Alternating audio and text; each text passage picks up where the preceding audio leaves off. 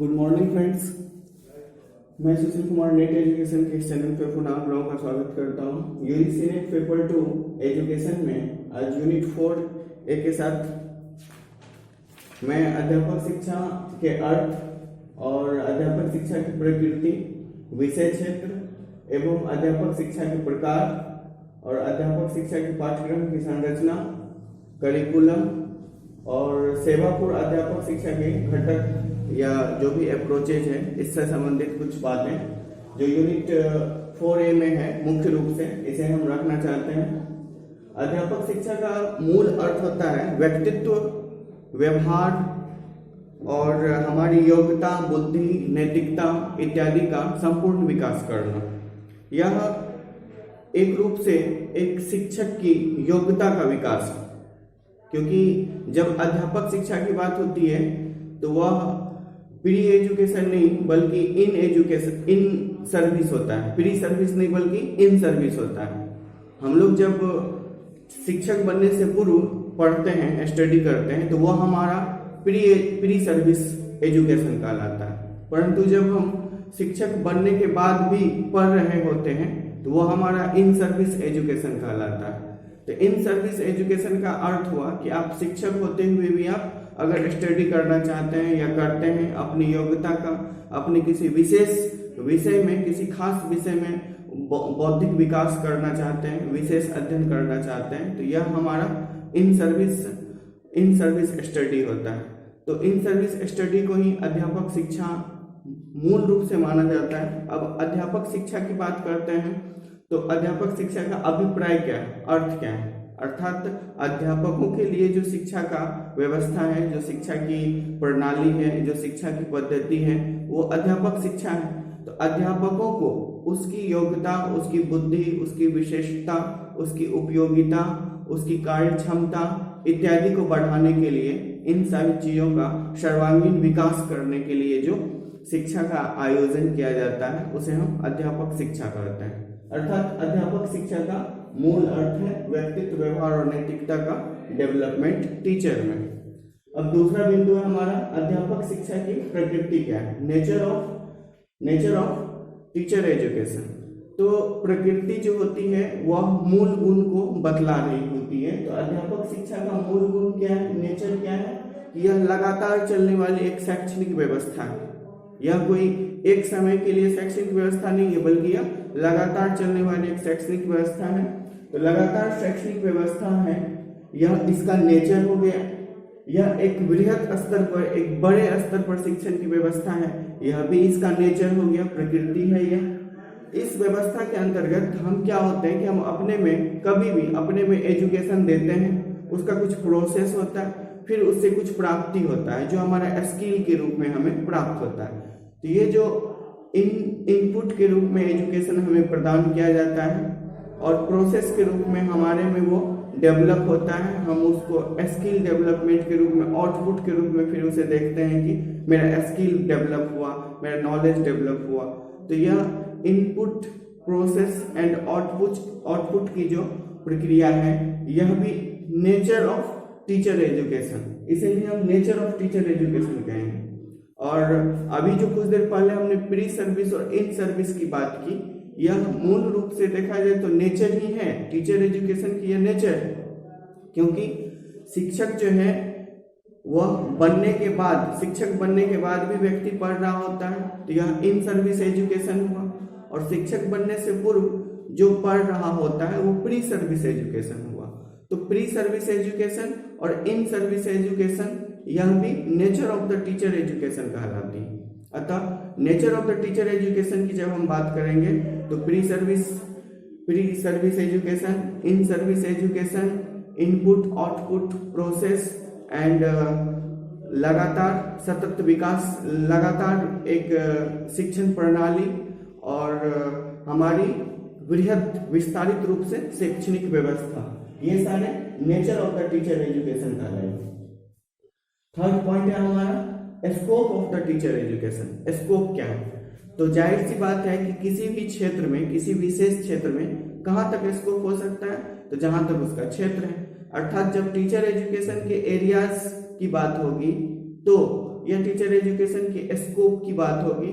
तो ये स्कोप और एरिया दोनों एक दूसरे से जुड़े हुए हैं। जितना विशेष रूप से क्षेत्र होगा उतना ही उसका स्कोप होगा। तो विषय स्कोप की बात करते हैं तो जिस तरह से एजुकेशन को प्राइमरी,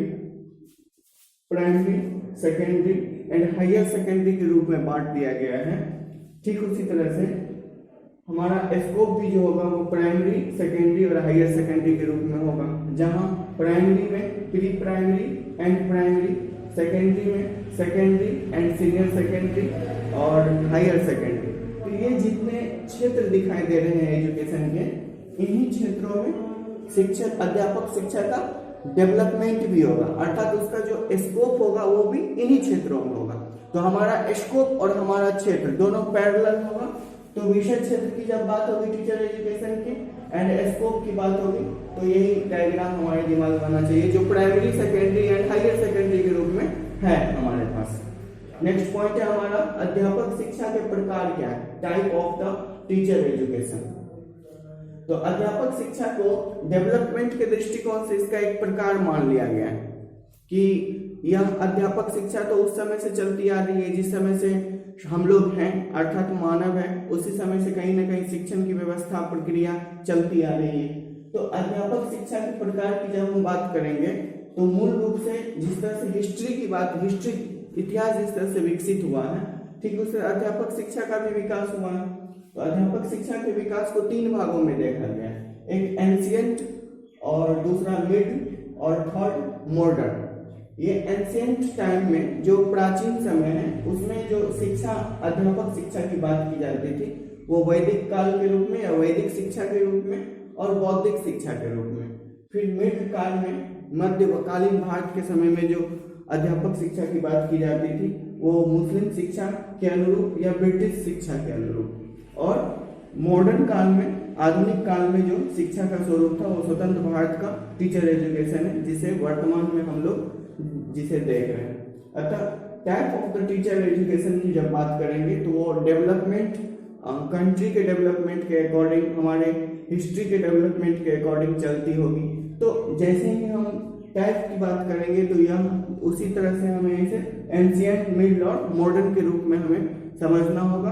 और एंशिएंट में 2 पार्ट, वैदिक शिक्षा, अध्यापक शिक्षा और बौद्धिक, और मिड में मुस्लिम और ब्रिटिश, और मॉडर्न में स्वतंत्र भारत की शिक्षण व्यवस्था, अध्यापक शिक्षा की व्यवस्था होगी। यहाँ पे वैदिक काल और बौद्धिक, वैदिक काल में क्या होती थी एंशिएंट हिस्ट्री में कि एक स्थान होता था जो ऋषि मुनियों द्वारा हमें शिक्षा प्रदान की जाती थी किसी जंगल या किसी विशेष ऐसे शांत जगहों पे, जहाँ पे शिक्षक अपने घर में, अपने आवास कुटिया में रहते थे और विद्यार्थी उसके पास एक समूह में, वर्ग में जाकर पढ़ा करते थे। बौद्धिक काल में क्या होता था कि मठ के रूप में शिक्षण व्यवस्था होता था, एक मठ का आयोजन होता था, मठ होता था जो मुख्य रूप से सांस्कृतिक शिक्षा और धार्मिक शिक्षाओं का आयोजन करती थी, साथ ही नैतिक विकास, मनुष्यों में नैतिक विकास की अवधारणाओं को लेकर भी वो शिक्षा की बातें करती थी। तो मठ के रूप में जो होती थी वह शिक्षण व्यवस्था होती थी एवं अध्यापक शिक्षा की भी बात होती थी बौद्धिक काल में।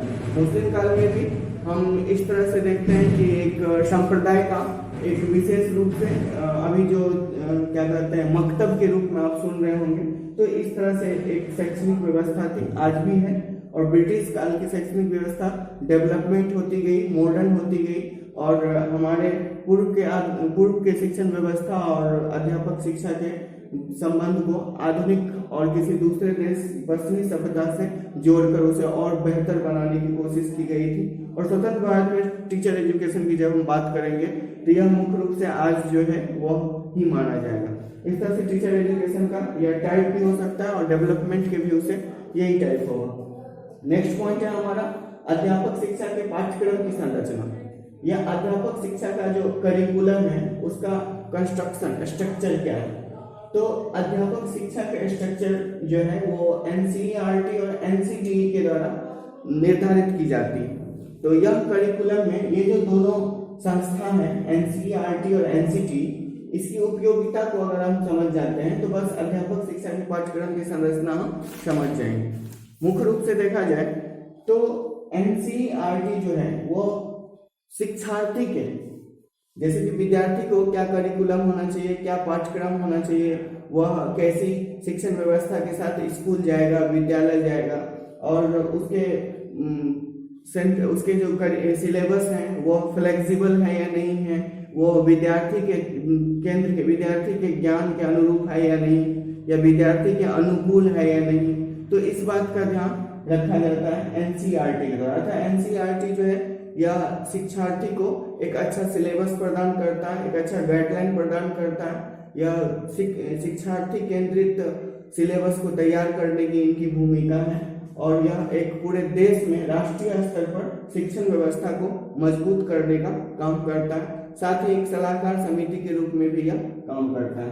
अब एनसीटीई की बात करते हैं, तो एनसीटीई मुख्य रूप से अध्यापक शिक्षा को बेहतर बनाने के लिए, अध्यापक शिक्षा के विकास के लिए यह कार्य करती है। यह खास करके अध्यापकों के शिक्षा के विकास में महत्वपूर्ण योगदान देती है। ऐसे एनसीटीई के थ्रू जो डाइट या पीटीईसी या इस तरह के बीएड एमएड जो कॉलेज हैं, उसका जो उस कॉलेज की जो मान्यता है या उसकी जो बर्खास्तगी है, या उस कॉलेज के जो सिलेबस है, स्ट्रक्चर है, करिकुलम है, ये सारी चीजों की गाइडलाइन, सलाह इत्यादि के लिए एनसीटी की भूमिका है। अतः एनसीईआरटी शिक्षार्थी की बेहतर शिक्षार्थी के निर्माण में, और एनसीटी बेहतर शिक्षक के निर्माण में कार्यरत है। और इन दोनों के मिलने से ही अध्यापक शिक्षा का करिकुलम तैयार होता है, जो इसका स्ट्रक्चर होता है, इसकी संरचना होती है, जिसका मुख्य उद्देश्य है शिक्षकों की गुणवत्ता में विकास करना, शिक्षक की योग्यता में विकास करना, और शिक्षार्थी के क्षमता में विकास करना। इस तरह से एनसीटी और एनसीईआरटी की उपयोगिता को देखें तो यह मुख्य रूप से टीचर एजुकेशन के करिकुलम को कंस्ट्रक्ट करती है। तो अध्यापक शिक्षा के पाठ्यक्रम की संरचना एनसीईआरटी और एनसीटी के अनुरूप ही होती है। अब हम हमारे लास्ट पॉइंट पे आते हैं, सेवापूर्व अध्यापक शिक्षा के उपागम, अप्रोच क्या है। तो ये सेवापूर्व अर्थात pre service teacher education, approaches of the pre service teacher education. तो प्री सर्विस टीचर एजुकेशन के अप्रोच जो है वो मुख्य रूप से 3 बिंदुओं पर आधारित है। इसके 3 आधारित स्तंभ हैं। सबसे पहला है प्रतिपादक स्तंभ, प्रतिपादक बिंदु, दूसरा है सहयोगात्मक, और तीसरा है अनुभवात्मक। ये प्रतिपादक का मूल अर्थ, इसको हम एक्सपोजिटरी बोल सकते हैं। यह मुख्य रूप से टीचर केंद्रित होता है, शिक्षक केंद्रित होता है, क्योंकि इसमें प्रतिपादक के रूप में, एक निर्देशन के रूप में शिक्षक कार्य करता है। क्योंकि शिक्षक जो होता है वो अध्यापन के अंतर्गत एक निर्देशक के रूप में, एक पथ प्रदर्शक के रूप में यह पहले काम करता है, और यह काम शिक्षार्थी के लिए करते हैं। तो इसके लिए शिक्षार्थी के लिए जो शिक्षक काम करते हैं, उसी का एक दूसरा पॉइंट आ जाता है हमारे अप्रोच का, सहयोगात्मक अर्थात कोलैबोरेशन। यह सहयोगात्मक जो भावना है या जो उपागम है, इसमें टीचर और स्टूडेंट मिल के कोलिब्रेट होकर सहयोग की भावना रखकर यह काम करती है। और इसमें दोनों को सामान्य रूप से, दोनों एक दूसरे से सीखते हैं, दोनों एक दूसरे को निर्देशित करते हैं, दोनों की आपसी समझ एक दूसरे से विकसित होती है। तो सहयोगात्मक भावना में ये बिंदु, ये पॉइंट को देखना पड़ता है। और अनुभवात्मक एक्सपेरिमेंटल जो हमारा उपागम है, इसके अंतर्गत हम मुख्य रूप से शिक्षक या शिक्षार्थी द्वारा जो सीखा गया है, जो किया गया है, उसका उपयोग करना, उसकी उपयोगिता पर ध्यान देना, करके देखना कि क्या उससे क्या प्राप्त होता है। अतः यह जो टीचर एजुकेशन प्री सर्विस, हमको शिक्षक बनने से पूर्व जो शिक्षा दी जाती है, उसे हम कहेंगे प्री सर्विस या सेवापूर्व अध्यापन। तो सेवापूर्व अध्यापक, अब आ जाइए, सेवापूर्व अध्यापक शिक्षा के घटक क्या है। तो कभी भी जो हमको एजुकेशन दिया जाता है, क्या सोच के कि हमारा एजुकेशन जो है वो टीचर देते हैं, और वो निर्देशात्मक रूप में देते हैं, निर्देश देने के लिए देते हैं। और दूसरा पॉइंट देते हैं वो सहयोग की भावना से सहयोग करते हैं, हमारे साथ दोस्ताना व्यवहार भी रखते हैं, सहानुभूति का व्यवहार भी रखते हैं। और फिर शिक्षक अगर कुछ नई चीजें सीखते हैं या शिक्षार्थी अगर नई चीजों को, नई अध्ययन को सीखता है, तो वो फिर इसको उपयोग में लाता है। इस तरह से देखा जाए तो यह प्रतिपादक, सहयोगात्मक और अनुभवात्मक जो बिंदु हैं, जो अप्रोचेज हैं, वह प्री सर्विस टीचर एजुकेशन के अप्रोच है, जिसके बेस पे हम अध्यापक शिक्षा को और ज़्यादा मजबूत करते हैं। हमारे यूनिट 4 में 4 टर्म है जो ABCD के रूप में, इसे हम कंटिन्यूअस ABCD के रूप में आज ही आपके सामने प्रायोजित करते हैं, और जिसमें आज यूनिट 4 के A को हमने स्पष्ट किया है। आगे हम इसके और भी BCD को जल्दी आपके सामने प्रेजेंट कर रहे हैं। आप विशेष रूप से इस यूनिट को आप यही समझिए, यह बहुत इंपॉर्टेंट है, इससे बहुत सारा प्रश्न आता है, और मुख्य रूप से इस यूनिट को समाप्त करने में आपकी समझ आपको बेहतर रिजल्ट दे सकता है। जब आप एक अच्छी समझ के साथ इसे समझ लीजिएगा तो फिर तभी आप एक अच्छा रिजल्ट दे पाए, क्योंकि इससे जो प्रश्न आता है, इससे संबंधित जो प्रश्न आता है वो इस रूप में आता है कि अध्यापक शिक्षा के प्रकृति किस रूप में है। अब यहाँ हमने बृहत लिख दिया तो कोई जरूरी नहीं कि यही वर्ड पूछता है।